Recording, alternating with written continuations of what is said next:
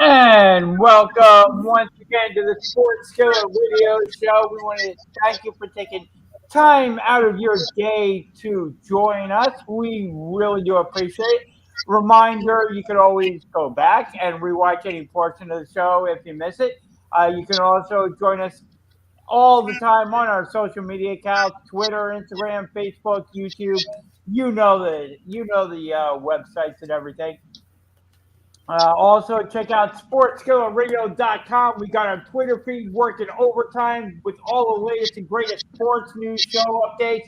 We've got great articles from Mike Nebbia up there as well, so you want to check them out. So head over to sportskillerradio.com. Also, check out our friends at the Heat Ratio. We want to thank them for hosting us as well. They got great shows, great programs there, so you want to check out the Heat Ratio for all the latest and greatest shows and updates there as well. A lot of great things going on with the Heat Ratio as well. As always, I am Jay. I am joined on the show this week by Mike Nebbia, my brother Jeff Fellner, and the coach, Shane McGowan. And Shane, can you let everybody know how they can find you on your social media accounts?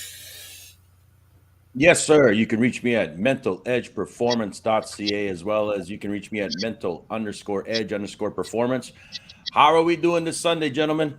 We are great. We are fired up. And also check out Shane's stuff as well. Shane's got a lot of great things going on with Mental Edge Performance there as well. A lot of great things on his social media accounts. Jeff, a lot of interesting things going on in the world of college football this week. Coaches changing teams and everything. Let's start out with Notre Dame. They promoted their defensive coordinator, Marcus Freeman, to head coach after Brian Kelly bolted for LSU. Were you surprised at that, Jeff? What are your thoughts about the Brian Kelly leaving for LSU? Not really when you see his contract and what they offered him down there. And, look, I mean, if you're looking at it, can you really resist the temptation to go up against Sabian and Alabama? I mean, we saw what happened last night. We saw them obviously come out and basically destroy Georgia in a blowout for the SEC. I think there are coaches out there that want to, test their mettle, obviously, against Sabian and Alabama. And, it's no surprise, here's Alabama back. We're going to find out around noon, the exact for the playoff coming up in just a little bit over an hour. We'll figure, we'll see the order of the playoff. Yeah, we kind of know the teams that are in it at this point. So, we're just looking at the order, and we'll see what happens. But look, do I think that LSU needed to make a move? Obviously, and they went out and they got a pretty darn good coach. I mean, let's be honest. So, congratulations to them, and he's going to have to get to work and start recruiting and start getting that program up and running. That's the way it goes. I mean, we're seeing what's happened with Harbaugh in Michigan. I mean, we're seeing what's happened up there, in the north. So, it's that's college football right now. You have some realignment going on. You have some things going on right now in college football that's kind of moving around.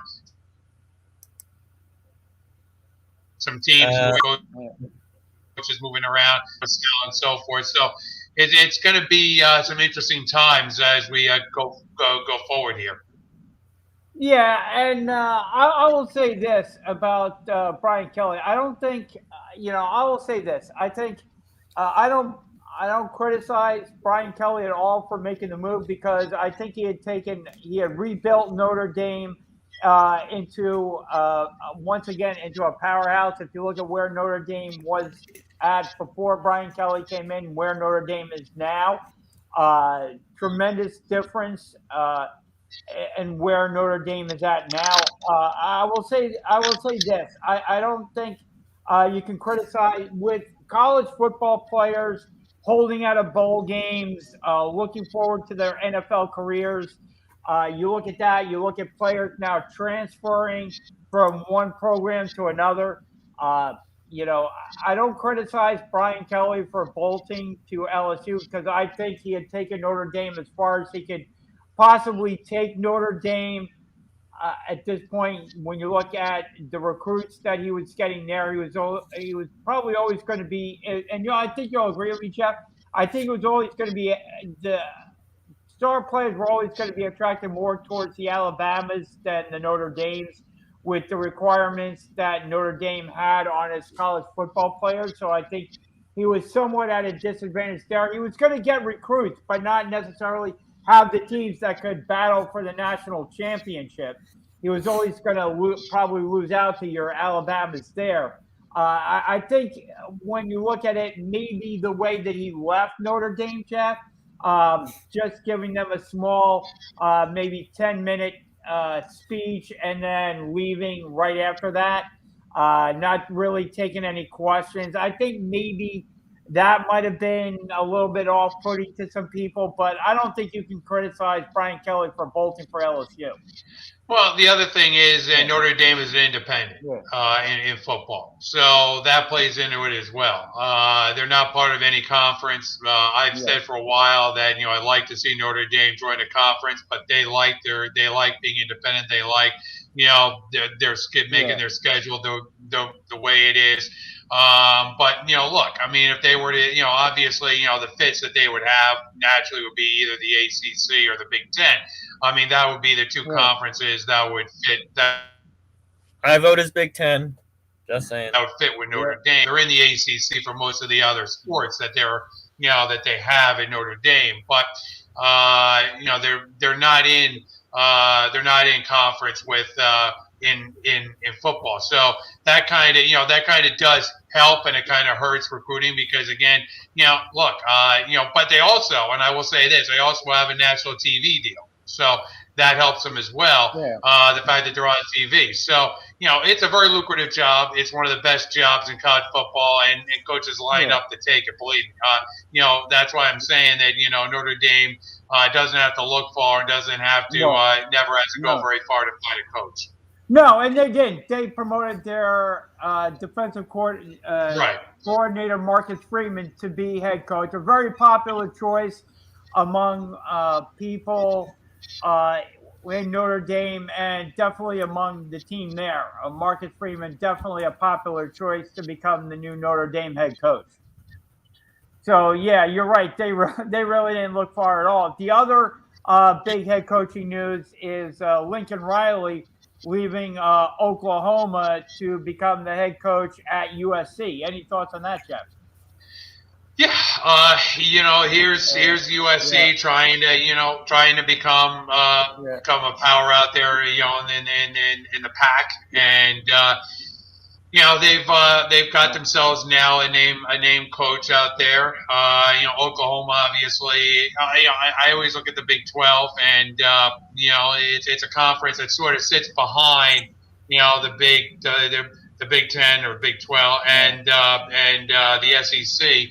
And the ACC to a limited margin, but you have these conferences that sort of have their pecking order, and but again, it's a lucrative place to be. You're out there in sunny California. You can do some decent recruiting out there, so it's a decent move, I think, for them, and hopefully USC can find some success. I mean, I always think college football is a little bit better when USC is a little bit better. When Pete Carroll was out there, USC was definitely a power team. But since Pete Carroll left, I mean,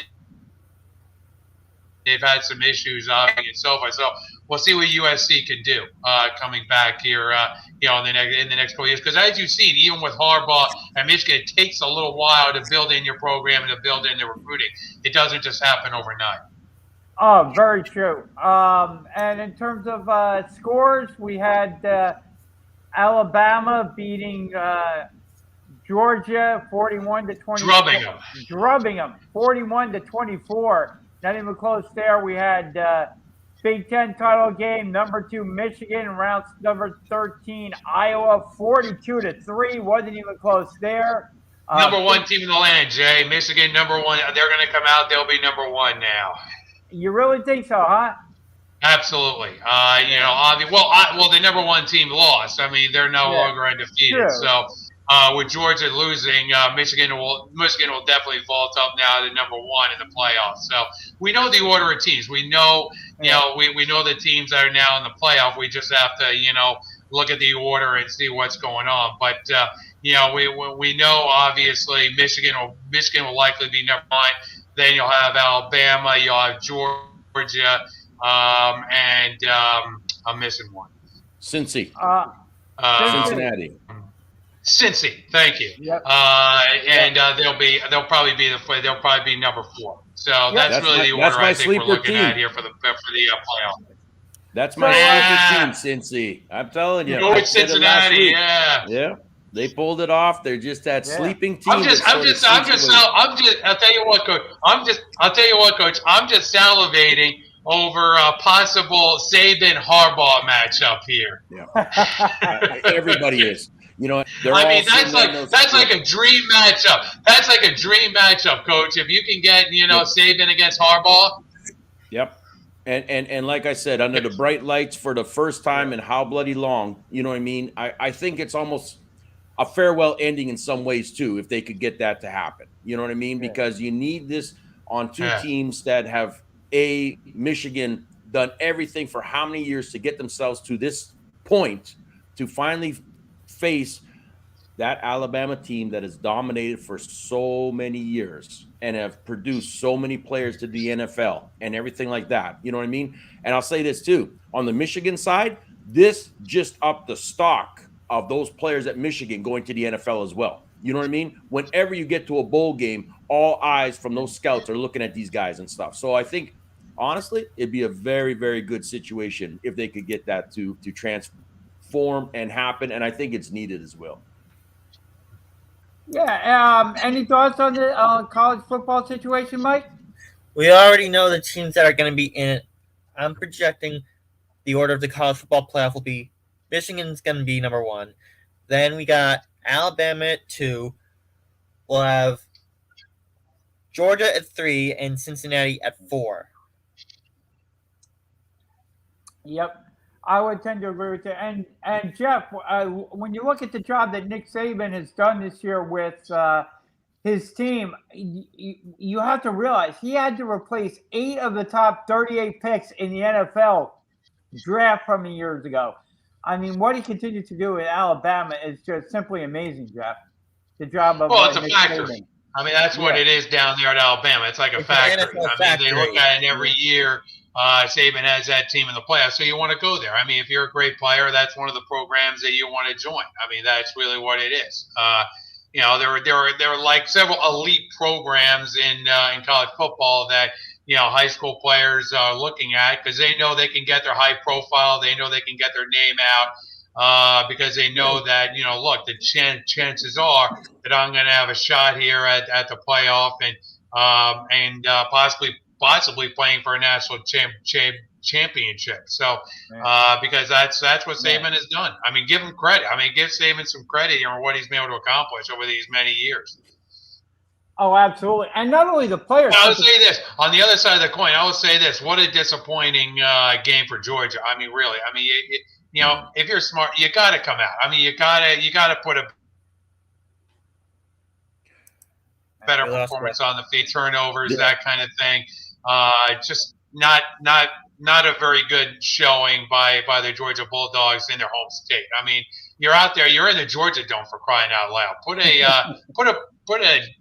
performance out there. Don't get run over with like a Mack truck for crying out loud. Yeah, this is where I said they let the game get too big for them. You know what I mean? They didn't come out there and play like they should have. They allowed that game to get overwhelming them, and they didn't trust the process anymore. Nothing like that. And you can see it sinking. And Saban and his team and everybody like that has been there so many times. They've had to fight their way, through different losses and stuff like this to say, hey, we're still in this. We're still in this. And they keep fighting and fighting and fighting, and they took it to them. Georgia sat back. They got overwhelmed. They got too hyped up in their own little minds and realized that they became the underdogs instead of being the favorites in this way, and they got beaten. And like I said, it's an awakening. Now we're going to see what happens. Now you're going to see what type of Georgia team can come out and play upon these rankings that are going to be up there next. Are you going to be ticked off enough to say that's it? We still want this? Or are you going to just keep filtering down and lose? Because if that happens, that coach is going to be under a little bit of scrutiny for this too in some ways.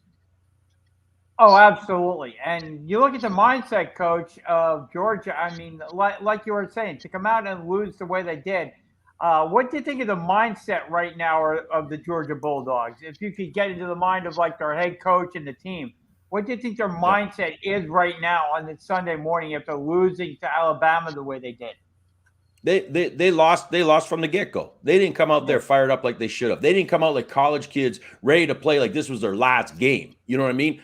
That's the type of attitude in this playoff scenario, situation, everything like that. You play every game like it's your last game. They didn't come out and do that at all. They just took it as for granted as it's just another.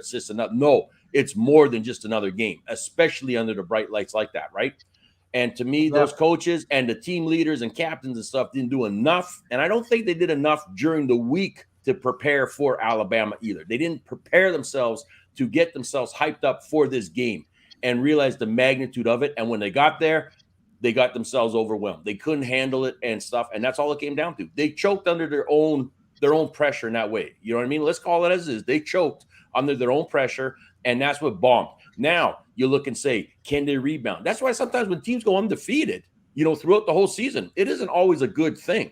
You know what I mean? We've seen that in every sport, college to pros. Yeah. Going undefeated does not necessarily mean you are the top of that food chain anymore. Because a lot of times you take things for granted. You don't prepare the way. A loss can be most beneficial during a season sometimes to elevate you to where it's most needed, which is right now. Very, very true. So we will see what goes on in the college football playoffs going forward. Jeff, one quick question as we wrap up the college talk here. If it is Alabama versus Michigan, which team would you be rooting for?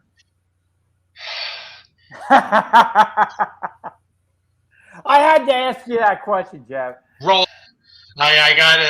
On the other hand, look, I got to give Harbaugh credit. I mean, I really do. I mean, heck of a season. I mean, really. I mean, you look at this. You look at the program.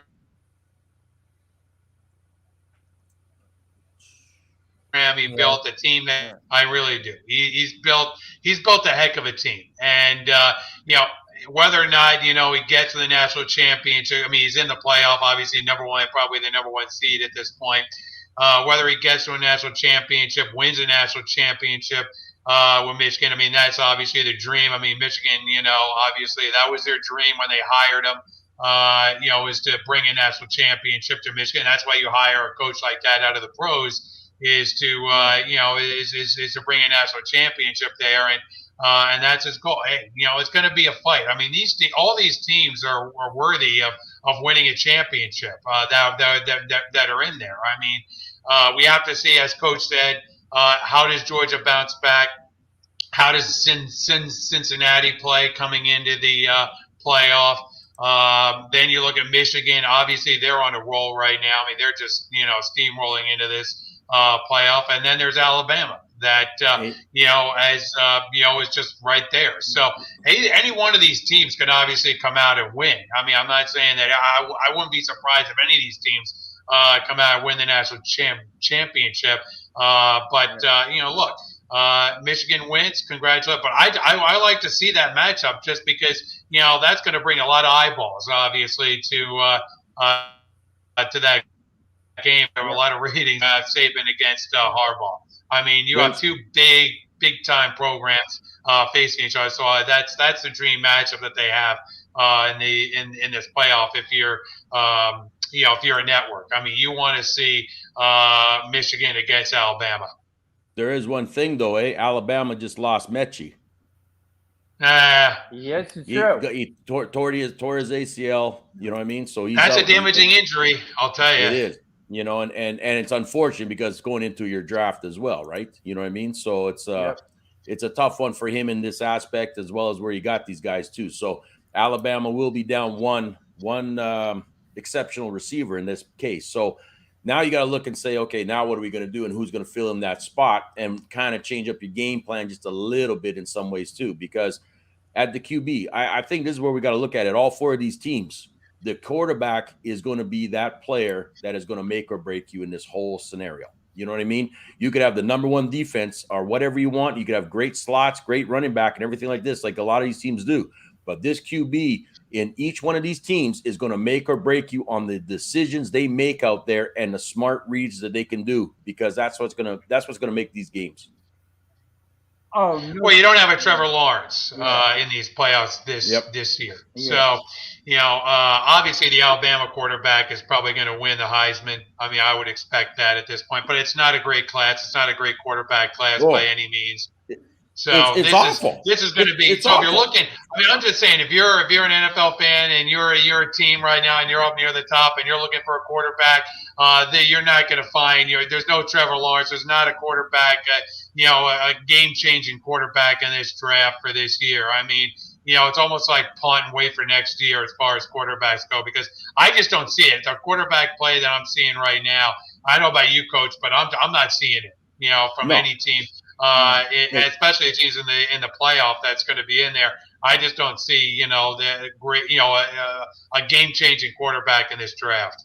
There is none. This is one of the weakest of all drafts when it comes to quarterbacks. That's why half of these NFL teams were giving up draft picks for next season, because they know that there's nothing great coming out that they need in that position. That's for sure. Or if they were looking for it, now it's like 2 years down the road. You know what I mean? So you're looking more at this draft class that's coming out are going to be D-line, O-line, and a lot more cornerbacks and defensive backs like this, with a few, your natural receivers and running backs. But you're have no QBs that are going to be those big wigs that are going to step into any NFL team. And I don't see any NFL teams looking to take anybody right away as their number 1 guy, because it's not needed in some things. You know what I mean? Like it's such a messed up situation right now when it comes to this draft that's going to come about. And GMs right now are kind of thinking in their heads, we need to find players at our positions that are needed now. Not so much of who is the best in certain things.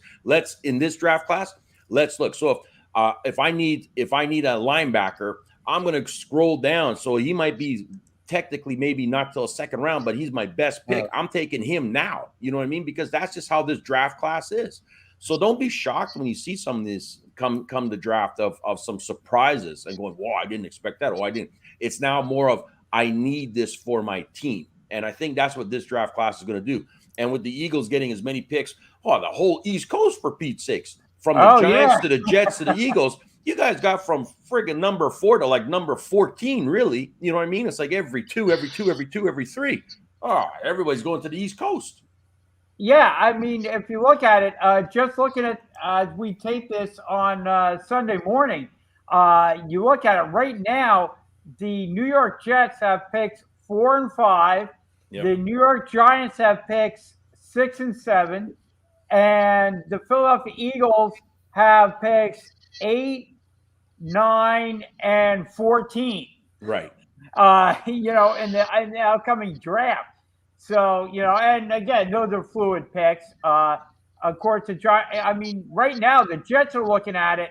Not only do they get their own pick, which is getting higher and higher by the week, but they also get Seattle's pick from the Seattle Seahawks. And the Seahawks picks that pick is going up. Right now, Seattle has the number 4 pick, but of course, they traded that to the Jets in a trade. So, I mean, you look at it right now. I mean, if the Jets needed a quarterback, they could have gotten one, but they don't need one. They drafted their quarterback last year. Yep. Oh yeah. Like I said, it's not the greatest. That's why the Rams. That's why a lot of these teams said, "Here, take our picks. We'll get our players now because we want to win now. We're not worried about next year because we don't see it being a profitable draft." That's all it comes down to. The following years, a little bit differently. You know what I mean? So it's gonna be a gong show, I think, in my opinion. Oh, it definitely is. And like you guys said, I know there's going to be a quarterback that's a team is going to take that's going to be overdrafted, because that's what teams in the NFL do, is they talk themselves into taking a quarterback. But there isn't really a quarterback with a first round grade, like you guys say, coming out in next year in the 2022 draft. You can get maybe a second round grade or a third round grade on some of these quarterbacks, but a team is going to reach and take a quarterback in the first round, no question about it, because there are going to be quarterback needy teams. And that brings us into a tweet that was put out by Adam Schefter on Saturday, saying that Ben Roethlisberger privately told former teammates and some within the organization that he expects this to be his final season playing quarterback for the Steelers. And that's coming from, like I said, Adam Schefter. Jeff, what do you think about this being Ben Roethlisberger's last season? Because the Steelers haven't set up a transition plan for the Steelers right now are in a tough and very bad position. That division is obviously, the Steelers could be, set back for a while here, because, they need to find a quarterback, and a quarterback isn't coming quick unless they want to, go the free agent route, or they want to find a quarterback in that vein and bring in somebody to temporarily kind of hold the job until they can find their next Ben Roethlisberger. Obviously, for Roethlisberger, we'll see him in the Hall of Fame, obviously, first ballot Hall of Famer, obviously. But, for the Steelers, that doesn't, do anything for the Steelers. And, look, for Mike Tomlin, you gotta wonder. I mean, what have they been doing the last several years to prepare, obviously, for Ben Roethlisberger, retiring? They had to know that it was coming, and what have they done? I mean, it's an amazing for that organization, for the Steelers. I mean, you expect that organization, among all others, would actually prepare themselves, but that's a hole that's gonna haunt them for several years in that division, because you have teams in that division that are going to leapfrog them and be light years ahead of them for the next several years. Yeah, I mean, Coach, right now we've got, as far as the Pittsburgh Steelers go, their backup quarterbacks are Mason Rudolph and Dwayne Haskins. I don't see either one of those guys succeeding Ben Roethlisberger as their franchise quarterback. Especially Haskins. That guy's a ticking time bomb. Yeah, exactly. Exactly, Mike. It's absolutely ridiculous that Pittsburgh knew you signed Ben for one more year. That was it. So what were you expecting? Are you expecting some miracle trade to happen? Are you expecting some, established quarterback to be free agent and saying, well, I guess we'll get them, so they're going to take over and stuff? I mean, you're right. The thought process just went out the door. They did not plan for this properly at all. And whether you thought that even if Pittsburgh had a snip of making it further and getting, say, close in conference titles and things like that, you would have brought Ben back again for another year, which makes no sense at all either. You know what I mean? So they did not, from last season, the loyalty crap and all this stuff was not smart. Look, you got to be smarter than that. This is a business. You need to get the right people in place and things like that. They should have said bye-bye Ben last season and brought in somebody now to take over. Hell, maybe Cam could have been playing for them then. Who knows? You know what I mean? Like I said, there's so many different things that could happen. But I think if Pittsburgh's relying on thinking, well, maybe we'll get Aaron Rodgers because his contract's up, or maybe we'll get somebody like this. Yeah. Right? You know what I mean? Is that really going to happen? I mean, look at Aaron kind of controls his own destiny. And if Aaron isn't going to get himself another shiny ring, I don't think he's going to be going to some other teams. You know what I mean? That's what he's looking for. He wants that shiny ring. Yeah. And Mike, you look at the division, you already have franchise quarterbacks within that division. You have Joe Burrow with the Cincinnati Bengals.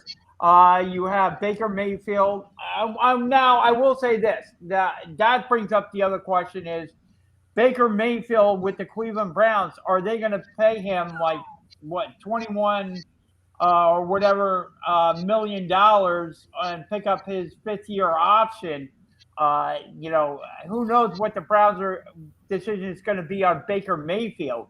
That's a decision that they have to make as well within that division. But right now, Baker Mayfield is the starting quarterback with Cleveland. Will they go forward with Baker? But Mike, you look at that division. If they do go forward with Baker, then you do have Baker Mayfield. You have Joe Burrow. We know who the quarterback is on the Baltimore Ravens. So those three teams may have their starting quarterbacks already in place, and who knows who's going to be the quarterback of Pittsburgh. I don't know if I see Russell Wilson going from the Seahawks to the Steelers. I don't know whether that would be a move that he would make. I think if he moves out of Seattle, I think he would move more to a bigger city, just because of his wife. I think it would maybe New York or a major city. I don't see him going to Pittsburgh, although that would be an interesting situation if he would go to Pittsburgh. But those three teams in the division may like I said, Cleveland may be the one team that may be up in the air, but already have their franchise quarterbacks in place. And Pittsburgh, who knows who their quarterback would be. Yeah, who knows who Pittsburgh's quarterback will be come September 22. You take a look at Cleveland, you take a look at Baltimore and Cincinnati. They've already got their franchise quarterbacks in place. Russell Wilson's not coming to Pittsburgh. No. I don't think he goes to the Jets. I think he'll go to a New York team. That would be the Giants. Right. There you go, Mike. I'd be all over a Russell Wilson jersey if he were to come to the Giants. I would be all over a Russell Wilson jersey. No question about it. If he were to come to the Giants. Yeah. Yeah. So Aaron Rodgers ain't coming to Pittsburgh. I think he'll stay in Green Bay just for a chance at the Super Bowl ring. Yeah, I mean, and you wonder what the asking price would be for for like a Russell Wilson or an Aaron Rodgers or a quarterback like that a team may be moving on from and starting their rebuilding process. That would be they're probably asking for quite a haul, Jeff. Oh, absolutely. Yeah. I mean, the price tag is going to be high. Your future. Yeah, exactly. Yeah, I mean, but if you're Pittsburgh, you may have to do it. Right now, Pittsburgh is sitting on the 16th pick in the draft. We'll see what happens with that pick, if it rises or falls going forward. But, that's a situation where if you're Seattle, you don't have a first-round pick this year. So maybe even if you get a mid-round pick, and, of course, some others for Russell Wilson, maybe you take that, because Russell Wilson didn't look too great in his last game, Jeff. Well, I mean, it's a team around him. I mean, I don't think it's necessarily Russell Wilson himself. I think there's a lot of issues regarding Seattle beyond Russell Wilson. I still think Russell Wilson has some skills. I mean, I don't think he's totally, lost it at this point. I think that there's going to be a team that's going to, take a flyer on him. Seattle wants to, go that route. We'll have to wait and see on that. But we'll have to see what the offseason brings.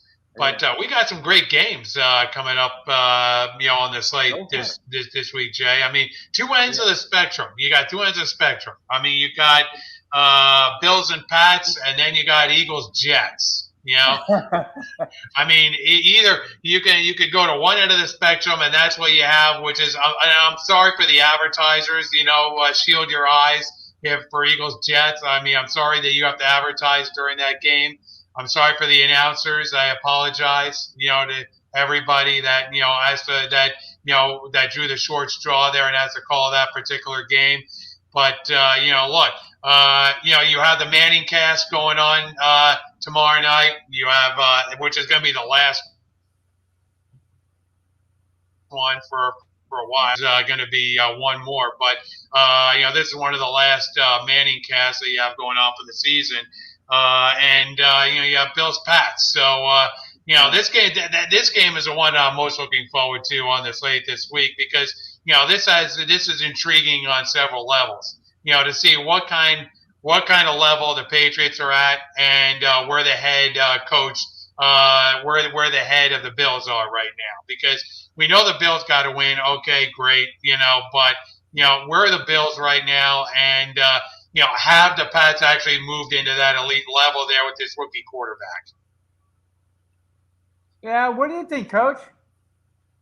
Hey, the Bills are the most frustrating team right now to watch because it doesn't matter if they're playing the worst team or the best team.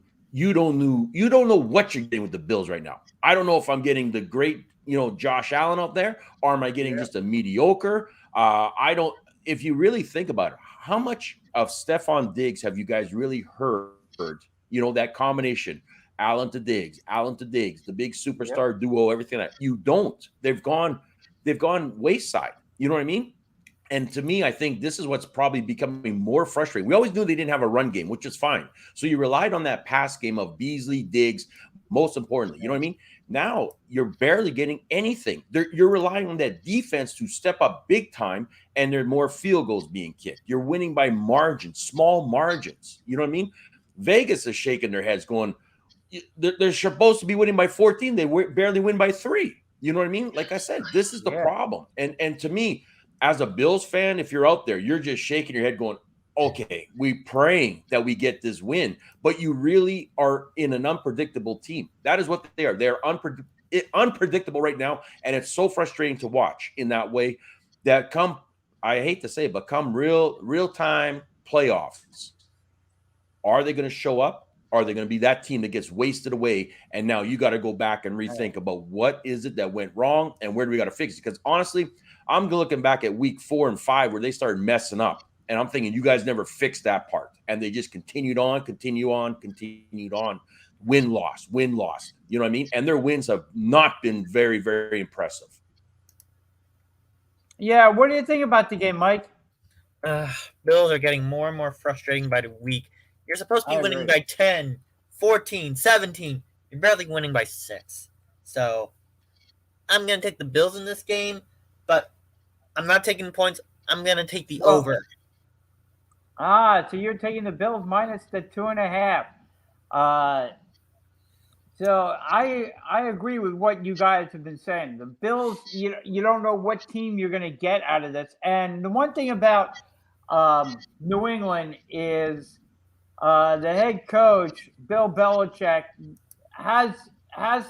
what he tends to do is make you play left-handed. Whatever you do well, he will take out of the game.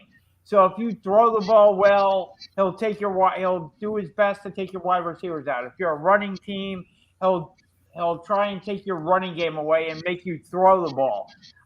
That's one of the things that Bill Belichick has done. And Mac Jones, as far as offensively goes, Mac Jones is starting to seamlessly start fitting into the Patriots' offense, and it seems to be improving and finding its way each and every week.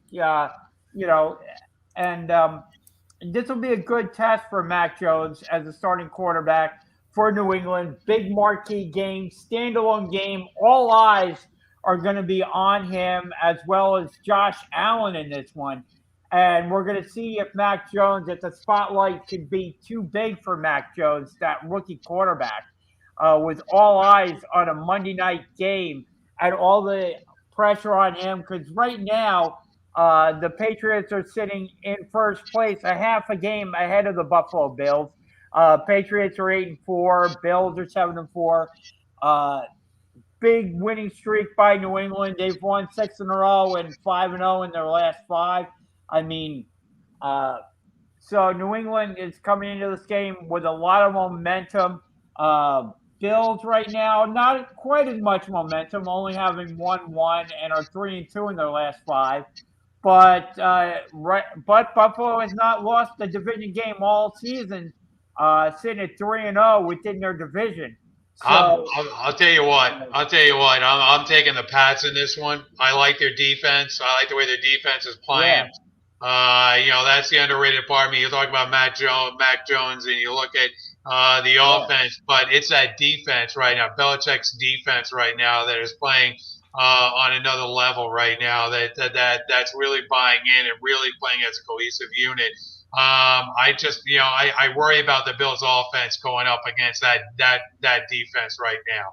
And as long as that defense can play the way it's playing, I like the Pats' chances of winning their games down the stretch. And look, they got 2 games. I mean, this is game 1. They got another game left against they got one more matchup against each other. So we'll see what happens in this first matchup. Right now, the way these teams are going, the inconsistency, as we talked about of the Bills, I like the Pats in this game on Monday night. Yep. And you mentioned, Jeff, the opposite end of the spectrum with the Eagles facing the New York Jets. Shield your eyes. Up in the Meadowlands. And it looks as though Minshew Mania may start in Philadelphia as Gardner Minshew looks to take the helm and be the starting quarterback of the Philadelphia Eagles in this one, with their starting quarterback currently nursing an ankle injury. I'm going to go right out and say it. I would not be surprised if the Jets won this game. I'll be perfectly frank with you. With the amount of injuries the Eagles have right now, you're going to be running an entirely different offense, more of a, I will say like a traditional offense, because Gardner Minshew is not a scrambling quarterback by any stretch of the imagination. He's more of your pocket type quarterback. He can move around a little bit, but he's more of your pocket quarterback, Jeff. And we'll see. And Nick Sirianni, in my mind, did not call a good game last week. He hasn't called one all year. No, But remember, these are the Jets. Okay, remember, these are the New York Football Jets who could screw up a 1-car funeral. Okay, so that's what I'm saying. Both these teams, somebody could, just fall into a win here. One of these teams is just going to fall into something. I mean, that's what it is. One of these teams is going to roll out of bed and win this game. I mean, that's really what it is, because neither one of these teams are, in my opinion, are worth a grain of salt right now. So it's just a matter of, who can play better on this given Sunday, in my opinion. In this game, I mean, because that's what I'm saying. This game is just ugly. Heads I win, tails you lose. I mean, that's really what it's going to come down to, right? Yeah. So, but now let me ask you this, Jay. Do you think this might be a Miles Sanders game then? Because if they got to run the ball, because you don't have a QB that can take off, can Miles Sanders now be that guy who may have that breakout game that people have always wanted to see this season come out of Philly? Possibly. I kind of look at this more of a Kenneth Gainwell game, because I hate to say it, but if you look at the Eagles running backs, Jordan Howard is going to be out again. Miles Sanders has been nursing an injury. Boston Scott really didn't practice much at all this week. He's nursing coming off it's a shame. COVID. It's really a shame, Jay, because you can run on Salah's defense. I mean, you can run on this defense a little bit. I mean, that's the thing. You look at the Jets, and one of the ways that you can run on Salah's defense. So that's what I mean. Miami is enough defense, but yeah, exactly. That's what I'm saying. So the fact that you're banged up at that position is a big weakness.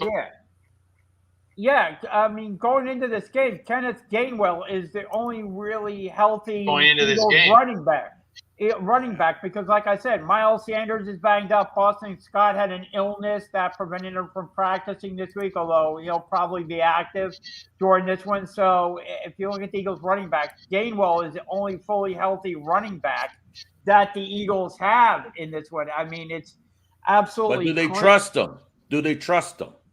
I believe the Eagles do trust Gainwell. The reason he wasn't active, I believe, was last week or the week before, is just because of the numbers game, and he got deactivated. The Eagles do like Gainwell, but again, he's been the only healthy running back. So we'll see how much. Of course, you're going to be healthy when you're sitting in the stands. What I worry about is you look at the wide receivers. Will they feature Devonta Smith? Will they feature Quez Watkins, who I think are the two top wide receivers? We saw the Eagles going to Jalen Reagor to the absolute. Can he catch a ball? That's the question. Yeah. Can he actually catch a football? Yeah, that's a big thing with Reagor. I think it's a confidence issue with Reagor. He's kind of getting into a spot where he may just need to take a week off, and unfortunately, this isn't the week for him to take off. You know what he needs, Jay? You know what that guy needs? You know the movie Little Giants, and the guy had to stick him. On his hands. He needs that he needs to get like that stickum so he can, catch the football there. That's what he needs. In the movie Little Giants right there. He needs the stickum right there. Yeah, and he's getting into that Nelson Aguilar category where Doug Peterson literally sat Aguilar down for a week and allowed him to just and I think it's a mindset, Coach, that can happen with some players. You get into this mindset where your confidence is shaken, and I think that's where Reagor is.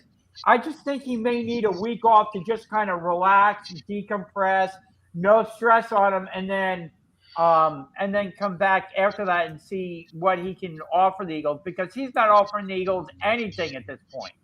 No. But here's the thing. No question about it. Go ahead, Jeff. Go ahead, Jeff.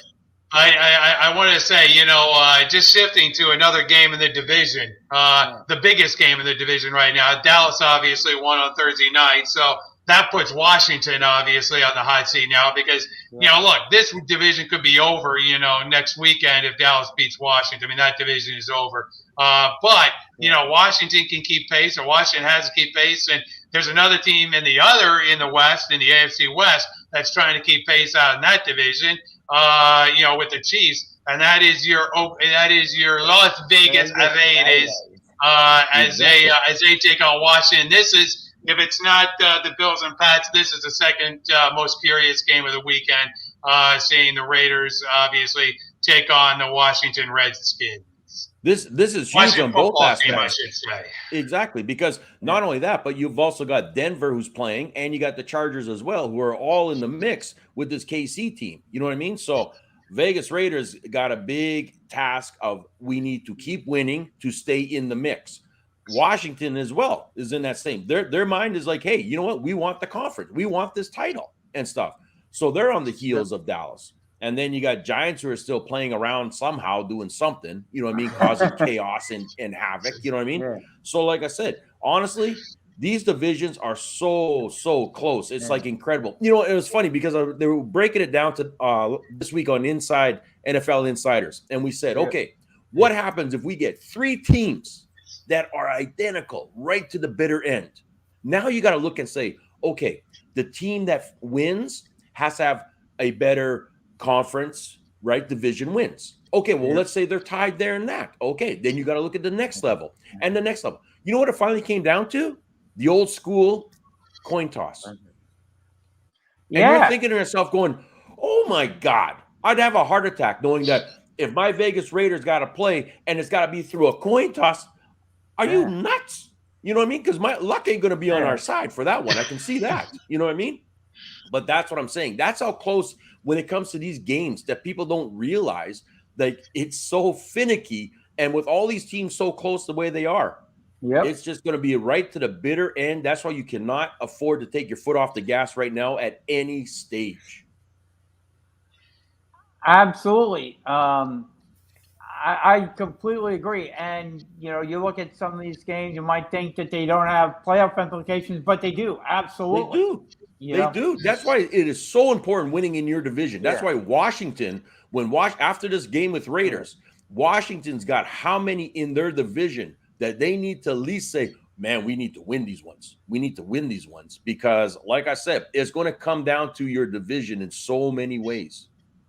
Well, Washington's in like the same position the Bills are. I mean, they got 2 games against the Cowboys coming up. Yeah. Obviously, the Bills have 2 games against the Pats, counting this weekend. So, you look at these divisions, these division games are going to decide this thing. I mean, that's really what it is. And because there's so many division games in these conferences that haven't been played yet, and we're in December, which is kind of crazy. I mean, you think, there would have been, more division games played by now, but here we are in December. Look, I don't know about the Raiders. I have a hard time picking the Raiders because they're like up and down. I mean, they're like, one week, okay, they're great. The next week, they're not. It's a tough thing, picking the Raiders. Washington had a big win, obviously, over Tampa. So you look at them; they've had, some big wins there. So this game is really hard to pick at this point to see who's going to come out on top in this matchup. It's really a pick 'em. It is, and that's what I mean. I give Washington a lot of credit and respect of the way that they've been playing defensively, even with a couple of guys banged up. Heineke has probably been playing his best football these last few weeks. Smart football, which is all you want from your quarterback in this way. He's not giving up that ball. He's making the right reads, the right decisions. And yeah, my Raiders are down. I'm down there in Waller now as well. You know what I mean? So like I said, it's going to be tough in this way. Carr has been playing great. If you look at his stats, this guy is in one of the top tiers of QBs right now with his passing and everything like that. Defense has to play. And this is what it's going to come down to. And I'm saying right now, this is not going to be a blowout win. This is going to be that field goal type of a game, I think, that's going to win this game for you. And it's going to go either way. But it's just going to depend who's going to show up and how these guys are going to play. But like I said, they're both need these wins, and I think that's when desperate teams are going to start playing a lot more desperately. And who do you like in the other matchup in the division out west there, Shane? Do you think Denver has it in them to upset Pat Mahomes? You know what? You're playing in Denver, though, right? Or are you playing in KC? That's what KC.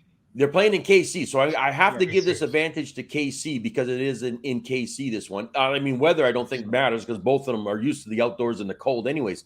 But Bridgewater is not playing well at all, and if Locke is the guy who's out there, he at least is going to take off a little bit, but they're banged up. Their running back is banged up. They don't have Gordon out there for them, so they're relying on Williams to take over. Kelsey has the drops, you know what I mean? He can't get himself going either. So like I said, but again, KC's also that smart team with Andy Reid saying, listen, we got Chargers on our heels, we got Raiders on our heels, and we got Broncos on our heels. We need to win. So I don't expect them to kind of let down their fans in KC, honestly. I think they're going to take this one. Yeah, what do you think about that game, Mike? Okay, so I think Kansas City's going to take this one. Mahomes is just too big of a challenge for the Denver Broncos, despite both teams being used to the cold weather in cities like Kansas City, where the game's being played. I think the Kansas City crowd is going to take a toll on Bridgewater, which will allow Patrick Mahomes to run roughshod over the Denver defense. Look for Kansas City to win this. I'm going to take Kansas City, the points, and the over. Gotcha. A game I wanted to bring up too took place on Thursday night. We had the Dallas Cowboys beating the New Orleans Saints 27-17. Jeff, what was your opinion on Taysom Hill in that one? We have Jameis Winston currently out for the season on the Saints, but they recently gave. Well, you talk about. I'll just say this. Talk about. The Saints right now. I mean, they need a quarterback. I mean, let's just say, let's put it out there. They're going to be in the same boat as Pittsburgh. I mean, because you lose these Hall of Fame quarterbacks. It's not easily to replace them. And Pittsburgh's going to find it's not easy replacing Ben Roethlisberger. Well, guess what? It's not easy replacing Drew Brees. Newsflash. And look, the Saints are in a division with Tampa and Tampa Tom. So that's a problem into and of itself. But the Saints right now, I mean, they have issues. They're banged up. I mean, we know that, and their running back was out and so forth. So they're an injury-riddled team, and just didn't play well by any stretch of the imagination. I didn't think they played that well, to be quite honest. But hey, when you're facing a team like that, it's kind of hey, they were able to come out. They got the win they needed. They really needed that win, and they got it. But they're not running the football well at all. Not that anybody against the same defense, but except the Eagles, which managed to do it. But I mean, it's that's just to me.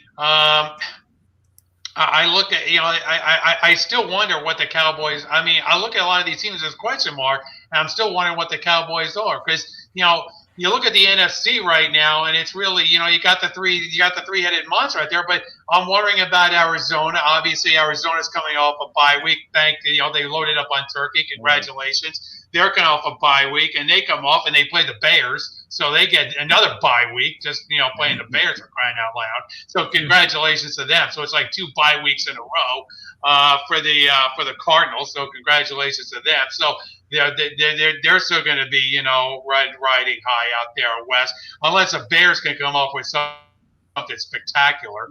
A spectacular effort there to beat Arizona. But you got the three-headed monster in the NFC right now that's out there. You got Green Bay, you got Arizona. So it's that's what you have. At this point. So. And we have to see. I mean, that's what I'm saying. That there's going to be some upsets in these playoffs coming up here, because I have a lot of question marks on a lot of these teams. Now, the biggest one is really Dallas, because Dallas should be playing as Troy Aikman pointed out, on the broadcast, Dallas should be playing a heck of a lot better than they are. There's a lot more talent on this team than how they're playing right now. But heck. Congratulations, to the defensive coordinator coming in and subbing, for the head coach and getting a win there. Yep. And the other news that broke this week is Antonio Brown getting suspended for 3 games. There's a shock. Yeah, exactly. Right.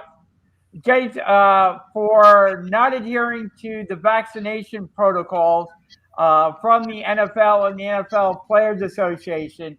Allegedly had a fake vaccination card. Is the reason he allegedly got suspended for 3 games. Why am I not surprised? Yeah, with this guy again, along with 2 other players, gets suspended for 3 games. Now here's the curious thing: he was going to be out for 2 of those 3 games, nursing an injury. So really, it's only one more additional game that he got. Jeff, I'll ask you: was this a good suspension, bad suspension, not enough? What did you think about the length of the suspension for Antonio? Jeff? I'm going to throw this. Look, I'm going to throw this right to Coach, because I think AB needs a little mental game coach here. There's something the wires just don't quite fit in the head right now. I mean, I'm trying to, you could try and figure out Antonio Brown, but it's like when you think that he can't do anything more stupid, he does something more stupid. So here you go, Shane. Yeah. No, like I said, I mean, it all comes to leak because of a disgruntled chef, right? That kind of rats him out and things like that. Yep. So you kind of already understand who you're associating with and what you're doing and stuff like that in some ways. But again, too, is my question is still is that okay? So you have a fake vaccination card. Does that mean is he vaccinated or is he not? Still, like to this day, I'm still trying to figure that one out as well, right? So there's still that avenue and things too, or maybe only has 1 shot. I don't know. You know what I mean? This is still stuff that the league needs to look at. But the problem is you're right, is you're playing another game, you're playing another scam, you're trying to do this, you're trying to do that, you know what I mean, underneath the radar of everything. But you know what? With Antonio Brown, it's always bad luck. There's always something that's going to happen and things like that. You know what I mean? And again, too, is in this situation, you went, and I thought last season when he finally kind of cleaned himself up a bit and got himself a ring and did everything in the right order, he was on the right path. But then you could see that slide happening again. You know what I mean? Little things here and there and everything like this too. Now he's right back to it where it's all coming to tuition. And here's the thing, Bruce Arians is not going to put up with this. You know what I mean? And when neither's Brady. So, no. And why should they? Right? I mean, look at they want to make sure that everybody is smart, safe, and doing their job, but also they want to win. And you don't want to have that crap in your locker room, especially at this time. You know what I mean? You've already got enough pressure going in. You got to make sure that all you guys are healthy and ready to go. So really, I'd be expecting a little bit more coming now from the team, possibly, as well as not just with the league on certain things. And we'll see how that moves forward and stuff like this. But like I said, it's still a little bit of an unknown. But yeah, AB needs some help. There's no question about that. I'll be the first. And I said it many, many moons ago. The man needs a little bit more consistent help and not just, okay, I'm good attitude. No, you got to be better than that. Yeah, what did you think about this story, Mike? First of all, I'm not surprised that Antonio Brown would pull this kind of crowd. He's a diva. He's a ticking time bomb. He's just not good for the NFL. Only reason he's still in the NFL is Tom Brady. So, again, I'm not surprised one bit. Only reason this is coming to light is because of the disgruntled chef, like Shane McGowan has said. And really, this is just an extra game that he's suspended for. So, the punishment is very light. Because the NFL already knows he's sitting out 2 games with an injury. Why not just make it the rest of the season? Bingo. Totally agree with you, Mike. Because here's the thing, and Jeff, I'll correct me if I'm wrong, but having a fake vaccination card in this day and age is a felony, right? I mean, that's something that he just committed a felony that you can go to jail for. So this is a big thing because you not only put yourself at risk, but you put those around you at risk, and those people around them at risk as well. And it's for something stupid, for not wanting to go along with the vaccination protocols that the NFL and the NFL Players Association jointly put in place. It's not something that the NFL just kind of mandated. They worked with the Players Association and put these protocols in place. And you look at it, there are several players within the NFL circles that are currently not vaccinated.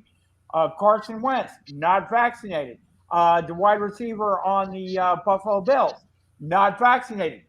But they adhere. They know the inherent risk. Aaron Rodgers. Aaron Rodgers, exactly. They know the inherent risks that are involved.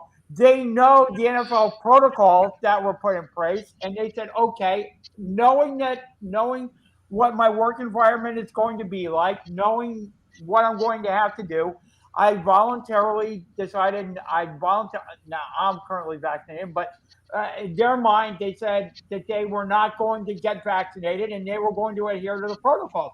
And you want to make that decision, and that's fine. More power to you. I don't personally agree with that, but here's the dealio is the fact that, yes, they're adhering to those policies that are in place and not getting around it, and they're masking, putting on the mask and doing what they have to do to adhere to those policies so that they don't put themselves or others at risk, and they're adhering to those policies. Here's the thing, Jay. It's like Mike said. You got divas that are in these leagues, in the NBA, in the NFL, and so forth, that believe, hey, look, I don't have to be vaccinated. I can get away with it. Yada yada. Like I said, they put their teams at risk, or they put or they put others around them, at risk. So we're going to face another conundrum, because what is here's the thing: what is being vaccinated now that you have to get a booster, right? So what is really being truly vaccinated going to mean now that you don't have to get?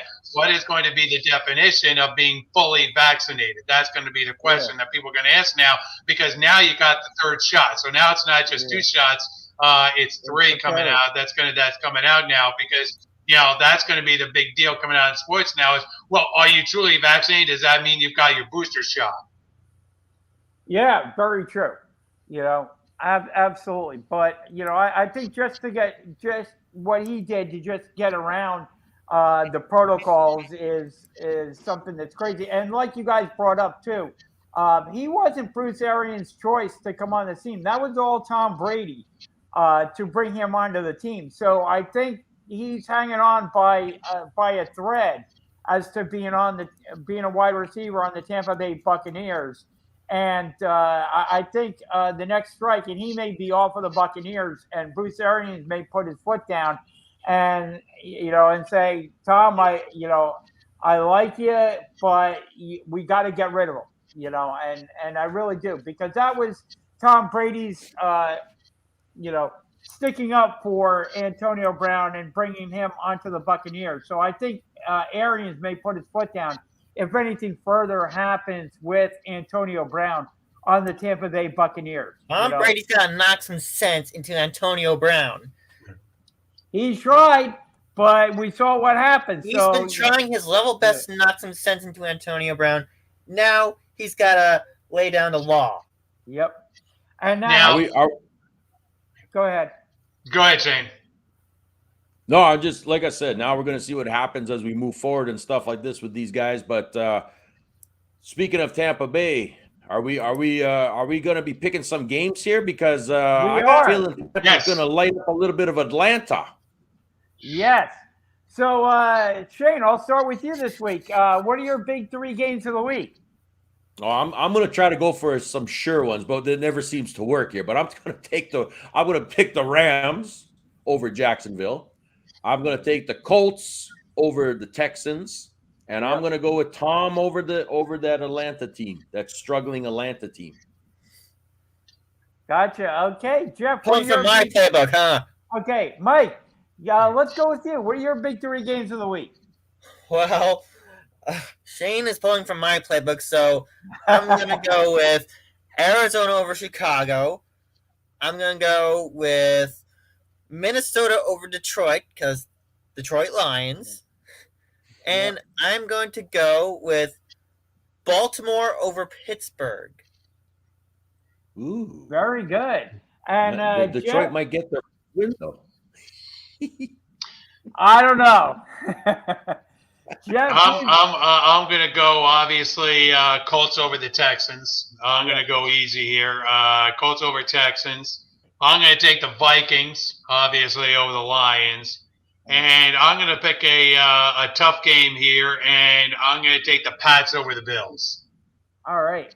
Nice. I'm gonna go along with you guys. I do think the Indianapolis Colts will beat the Houston Texans, and when they do, the Eagles will secure that their Colts number 1 pick, because Carson Wentz will have played enough snaps to get the Eagles that first-round draft pick off of the Indianapolis Colts. So say bye-bye to that first-round draft pick, Colts, when Carson Wentz gets not necessarily the win, but plays enough snaps in this one. I also like, and I'm surprised you didn't take this one, Jeff. I also like the San Francisco 49ers to beat those Seattle Seahawks, who are currently reeling right now. And I also like the Rams at 7-4 to beat the 2-9 Jacksonville Jaguars. I think those are my three picks of the week. And before we get out of here, got to bring up one more topic: the fact that Jeff, baseball closed its doors, shut down. You go onto the websites, there's no emojis or pictures of any current baseball players. Well, you got silhouettes. No pictures or anything like that. They took down Bryce Harper's MVP sign over Citizens Bank Park. The big banner got taken down. Currently, baseball is in a lockout, and we have no idea when this lockout is going to end. I think it's going to be rather lengthy because the two sides can't agree on what color the sky is, let alone on anything else. Jeff, the lockout has begun. No idea when it's going to end. Yeah, no shock that the owners locked out the players. No urgency right now in negotiations. You have Tony Clark obviously in his corner. You got Rob Manfred in his corner, and it seems like the sides are too far apart. But there's a lot more wrong with baseball than just money. I mean, they're arguing over money, and there's enough, as we're seeing with free agency this year, there's enough money to go around. That's the problem. I mean, you look at some of these contracts. I mean, you look at the Mets and what they gave out. You look at what the Texas Rangers are doling out. I mean, you look at what some of these organizations, the contracts these organizations are putting out, and they want to cry that there's a money problem. No. The players are getting their money, and the owners are willing to dole out the money. Yeah. So, to me, look, they just got to find out. They eventually there'll be some urgency into how to quote unquote split up the pie. In terms of give and take here, in terms of the specifics, whether you want to get into free agency and when a player becomes a free agent, so forth and so on, and get into the brass tacks of when a player moves into that arena being eligible for free agency. But there's so much more wrong with this sport. I mean, baseball is really in danger because you know what? Look at the average, the total average around Major League Baseball for this past season was like in the 240s. Baseball, there's no action right now in baseball. And that's really the problem that they have. They got to settle these issues. They got to look between the lines. It's not just off the lines. It's between the lines that baseball's having a problem with, and they got to solve those issues if they really want to get this sport. Or it's going to end up, more of a niche sport. That's what baseball is trending to right now because, look, you go to I don't, I'm a baseball fan, but guess what? I don't want to sit there in the stands and watch nothing. And you're watching grass grow. I mean, that's basically what you're watching right now because there's no action right now. They gotta change some things. Move the mound back. Have an electronic strike zone. Do some things here with the sport to try to change it right now. You're opening up the collective bargaining, fine, do it, but change the product on the field or between the lines. That's what the owner players has. That's a danger of where this sport is right now. And that's what they have to figure out right now. It's not just splitting up the pot of money that seems to be very plentiful in the sport. It's also the fact of between the lines. That's what they need to figure out right now. Yep. What do you think about this, Coach? Yeah, no, we talked about this how many years ago where we said they are losing the younger viewership. You know what I mean? They're not gaining anything. And now, like I said, from people that have watched this sport for how many decades are also losing that interest as well. So what the heck? But you know what? They complain about the want more money, want more revenue, want more this, want more that. You know what I mean? And things like this. But yet they're not giving you as the fan that entertainment. They're not making it anymore that way. But yet they're trying to draw you in, charge you this, charge you that, more money, more money, more money. But yet you're right. This season, as you said, the decline of the hits and everything like that has just been, it's not there. And so what has to change? You got to look at this. It's not about putting in more camera reviews and things like this. It's about making some actual changes. And again, to us, how are we going to get the young fans? How are we going to get even more organizations, the grassroots, to get more into baseball for the game that should be playing? But you can't. They're not interested. They're going to soccer. They're going to everything else. This is what I'm saying. Baseball is kind of starting to take from that peak where they were and starting to decline it down because they haven't thought outside the box. You know what I mean? And that's their problem. They're not thinking outside the box anymore. And here's the thing I worry about, guys, is the fact that right now, it's, we're taping this in December, and there's not a real backlash against baseball. Some people are starting to get a little put out or whatever. Okay, nobody cares. That's the problem. Nobody cares. Well, yeah, but here's what I'm going to tell you, Jeff. One of the things that baseball fans like to do is go to spring training games. A lot of people take off from work and make an annual pilgrimage down to Florida or Arizona every year.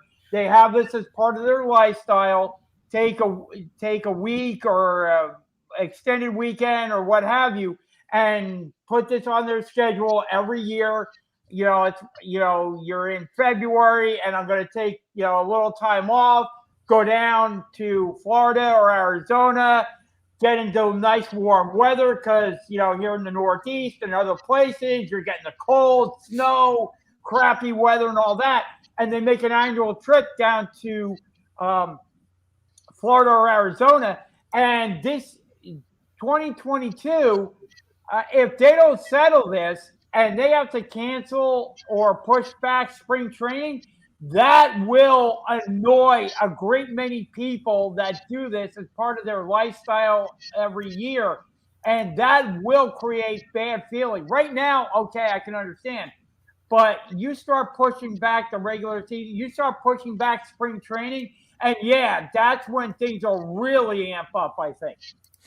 Correct me if I'm wrong, Jeff, but people do that. People take off from work and they make their annual trips to spring training every year and look forward to it, and get together with family and friends. And if Major League Baseball pushes back spring training, I know the games don't matter, but it's an annual right that some people do, an annual thing. That's when you will hear from the fans. That's when you will hear a boisterous backlash from the fan base about the owners of the players not coming to an agreement. Definitely. What do you think, Mike? If this pushes back spring training, there's going to be backlash against fraud. I've got a bad feeling that this is going to be NHL 2004-05 lockout all over again, but in a different sport. And and if it does go to NHL 04-05 lockout again, Manfred's going to be forced into resignation. I don't think he will be, just because he's the spokesperson for the owners, and similar to Roger Goodell in the NFL, as long as the owners are making money and they can push somebody out there to take the arrows and the pitchforks and everything else for them, they'll do it. So I don't think Manfred will get fired over it, but he will. I mean, he's one of the guys that will feel the backlash from the fan base, no question about it. And since we're talking about baseball, the one thing that can happen is the fact that you can hire a manager during the lockout, because that's on the ownership side, that's on the front office side. So that type of business can be done during the lockout. And Mike, we hear that Joe Espada, the Astros bench coach, Buck Showalter, Matt Quintero, the Tampa Bay's bench coach, Don Kelly, the Pirates bench coach, and Brad Ausmus, who's also a free agent. Buck Showalter, come on. Do you want Buck? That's the pick. Could be hired by the Mets to become their new manager. Anybody out of that group that you like, Mike? Showalter, Bruce Bochy, we need an experienced manager. Yep. He's also a guy I heard. I gotta say, who wouldn't want to line up and manage that pitching staff the way that you have that front end? Really. So. Yeah, we got Jacob deGrom and Max Scherzer as our 1-2 punch. Who wouldn't want to line up and manage that duo? Yes, exactly. Yeah.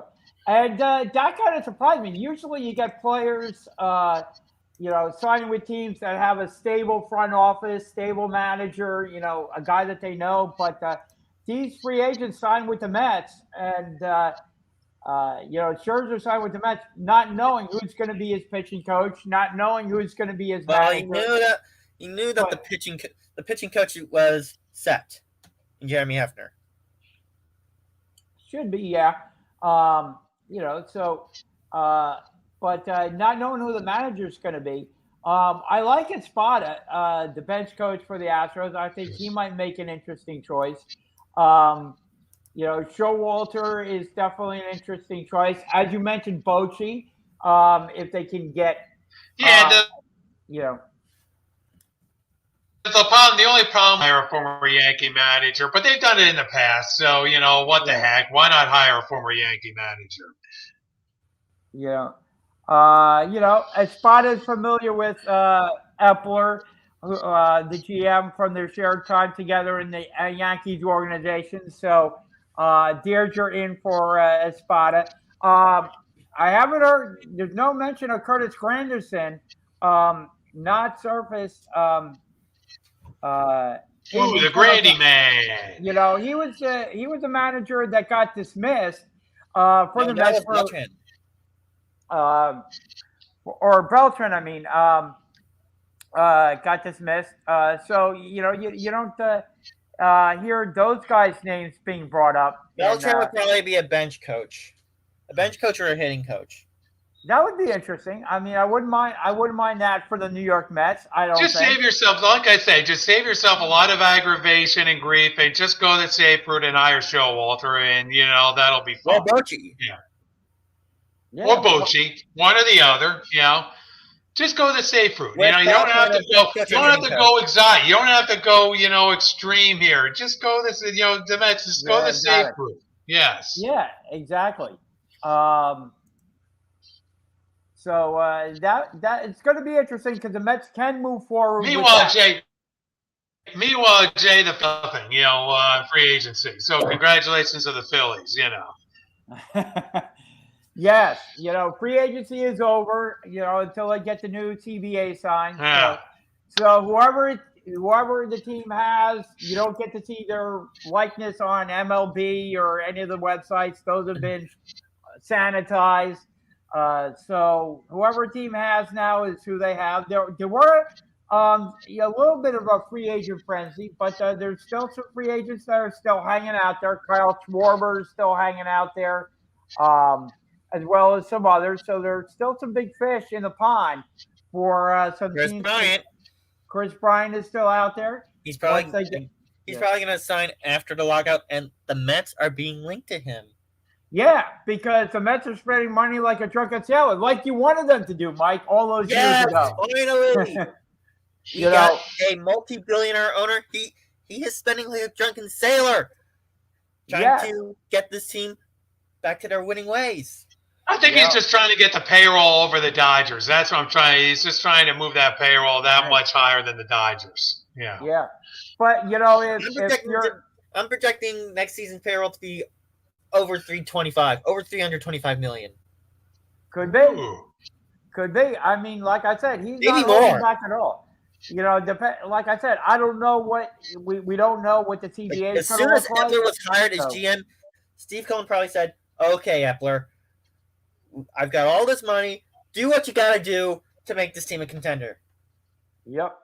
I definitely think that. I mean, that's what, if you're a fan of the teams in the National League East, that's what you're worried about with Cohen coming in there. It took him a little bit. It took him a year, but now he's throwing the money around.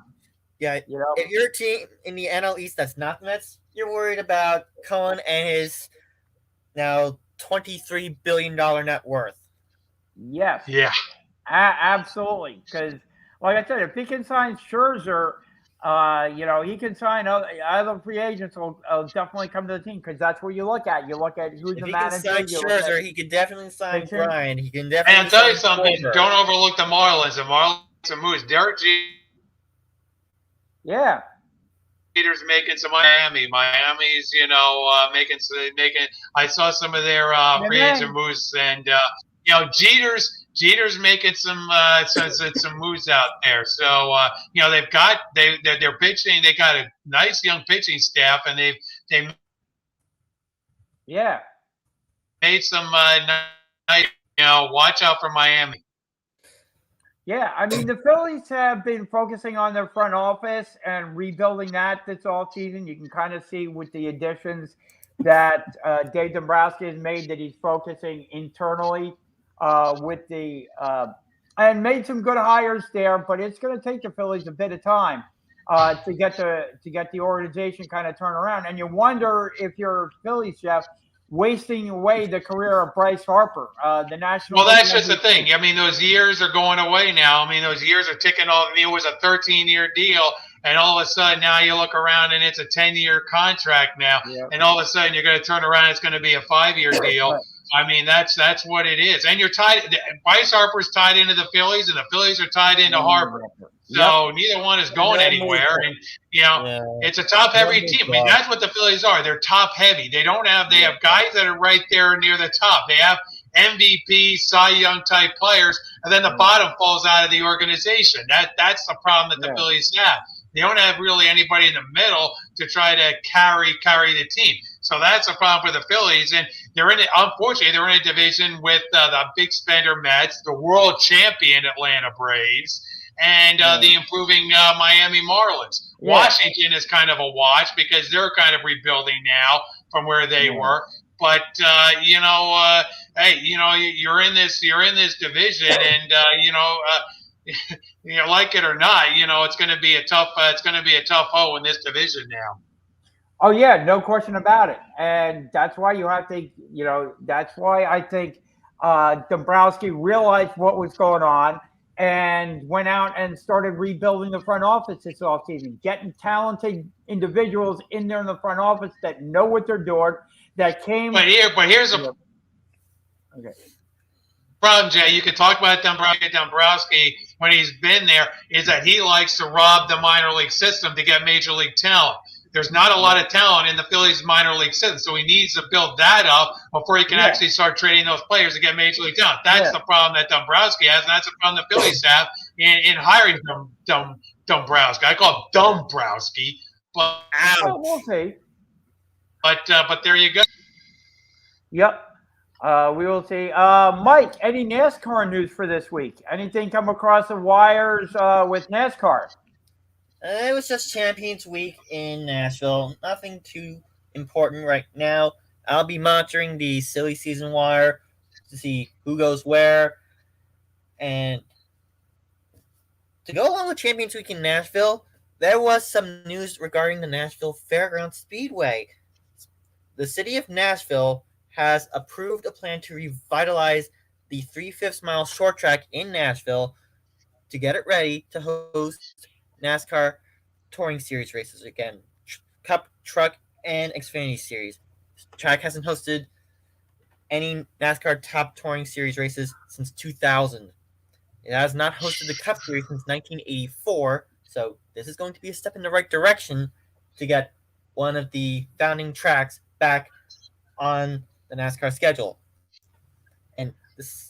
And I think I've mentioned North Wilkesboro Speedway before. Work has begun on that track to get it ready for NASCAR again. Very cool. I want to mention. Hopefully, as soon as 2023. Hopefully, that will be really cool.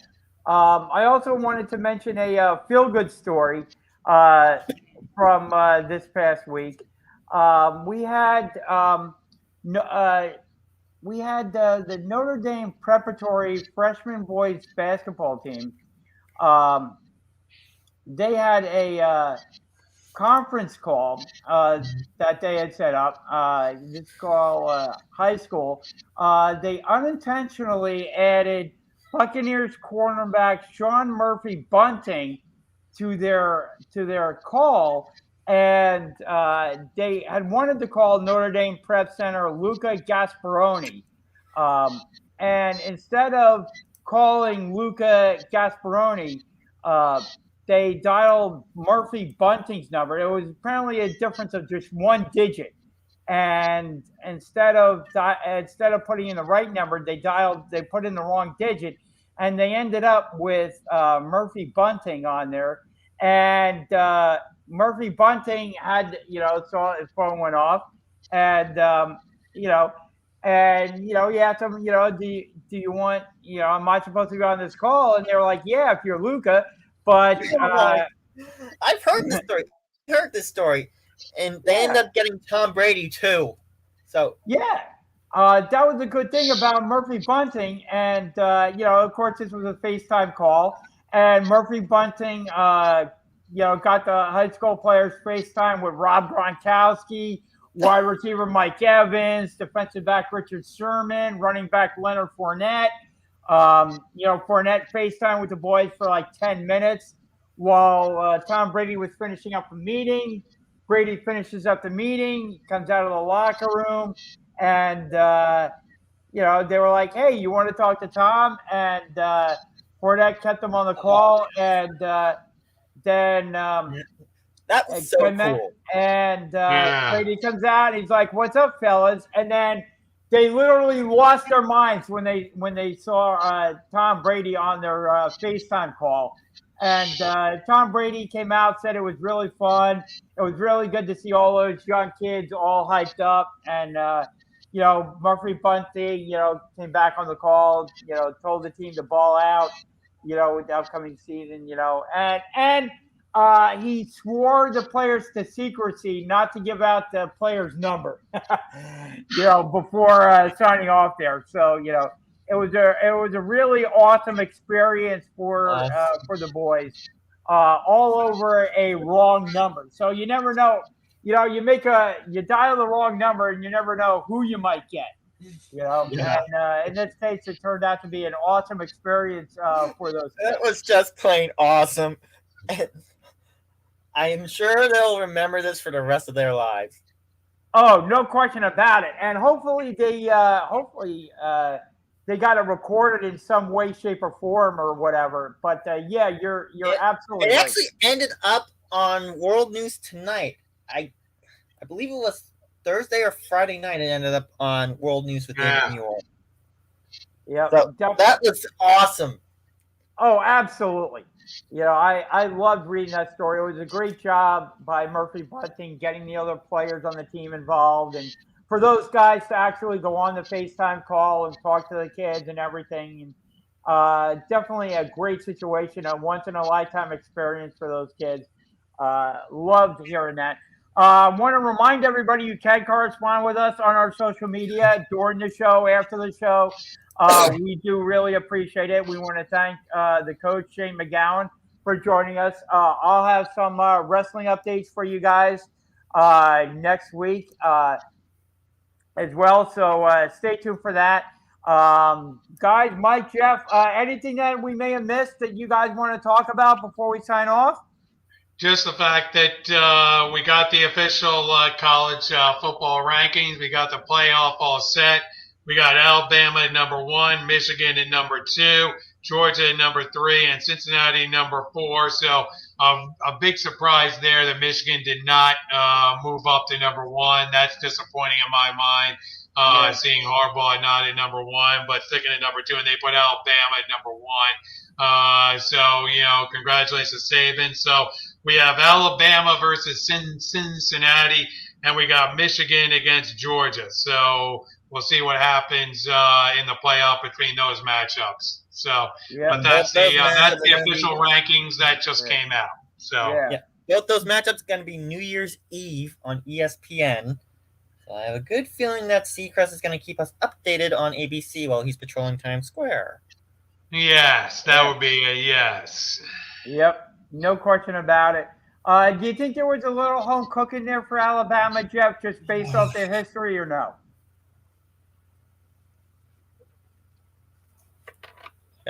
Jeff, do you think there was a little home cooking there for Alabama being named number 1 just based off of their history? Yes. I totally agree with you there. Agreed. Yep, totally agree. All right. So, again, we want to... Michigan earned Yeah. Michigan earned the 1 ranking. Why wouldn't they move up to number 1? I mean, that just makes sense. I mean, look, the number 1 team lost, so why don't they move up to number 1? I mean, they didn't do anything but route their championship game. So I don't understand why Michigan wasn't number 1. I know Alabama won big too, but by the same token, Michigan was ahead of them going in. So I think there's going to be some talk, obviously, about why Michigan wasn't given number 1. So. Yeah, absolutely. All right. Well, we want to thank everybody. A little shout out too. Today is the birthday of one of my friends, Samantha Jacobson. Happy birthday, Sammy J. I hope you have the most fun possible, in the words of Taylor Swift. And by the way, we should mention, since you put a birthday out there, happy birthday to Kelly Figueroa out there.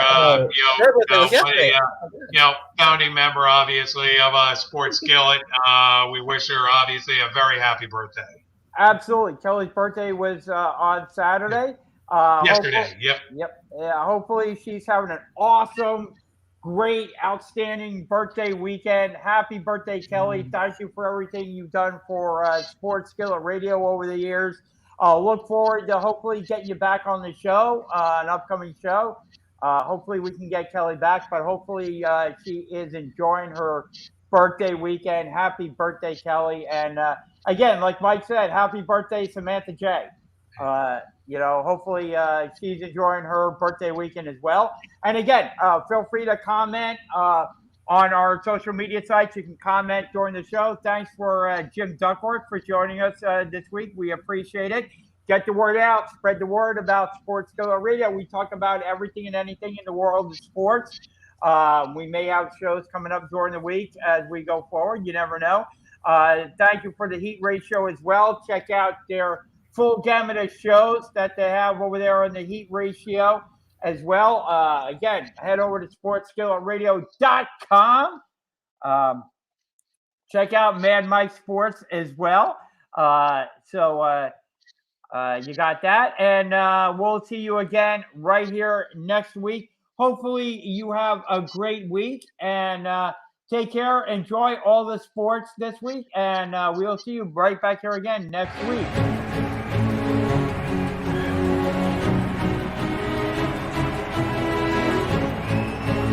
With the bases loaded and one out. Oh, it got deep to right field. Way up there and way out of here. Second deck walk-off home run. Grand slam race over.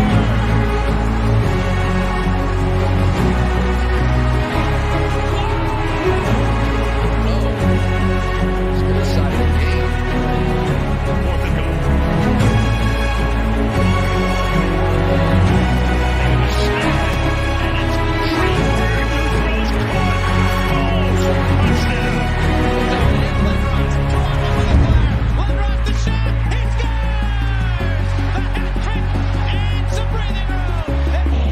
Here's Iverson, elude the defender, stays right with it. Allen wants to